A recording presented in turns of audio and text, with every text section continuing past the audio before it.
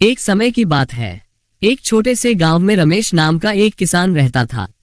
रमेश मेहनती था, लेकिन उसकी आर्थिक स्थिति अच्छी नहीं थी। उसके पास केवल एक छोटा सा खेत था, जहां वह कठिनाई से खेती कर अपने परिवार का पेट भरता था। रमेश को अक्सर गांव के अमीर लोगों को देखकर लगता कि उसके पास भी ढेर सारा पैसा होता तो उसका जीवन कितना आसान हो जाता। एक दिन गांव के एक बुजुर्ग संत ने गांव में प्रवेश किया।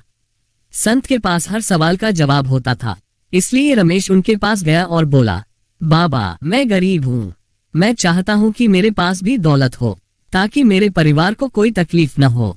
संत ने मुस्कुराते हुए कहा, दौलत केवल पैसा नहीं होती बेटे, असली दौलत तो इंसान के मन में होती है।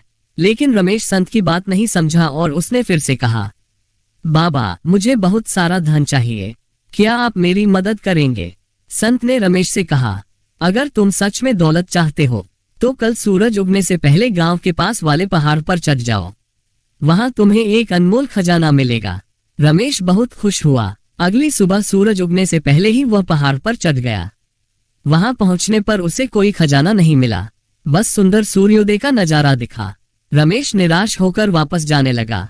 तभी उसे कुछ सोचने पर मजबूर कर देने वाली बात याद आई। पहाड़ पर चढ़ने के दौरान उसने महसूस किया कि उसके शरीर में नई ऊर्जा आ गई थी। उसे ताजगी महसूस हो रही थी और उसे अपने खेत और परिवार के प्रति एक नया नजरिया मिला। रमेश ने समझा कि संत का खजाना पैसा नहीं, बल्कि जीवन को नए नजरिए से देखने की सीख थी। उसने अपनी मेहनत पर भरोसा रखा और धैर्य के साथ काम करना जारी रखा। धीरे धीरे उसके खेतों में बेहतर फसल होने लगी और उसका जीवन खुशहाल हो गया। अब रमेश समझ चुका था कि सच्ची दौलत मेहनत, संतोष और अच्छे विचारों में होती है, न कि केवल धन में। ऐसे ही मजेदार हिंदी कहानी के लिए हमारे चैनल को सब्सक्राइब करें और बेल आइकॉन दबाएं।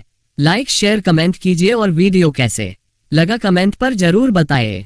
पूरा वीडियो देखने के लिए मैं तहे दिल से आपका शुक्रिया अदा करता हूँ।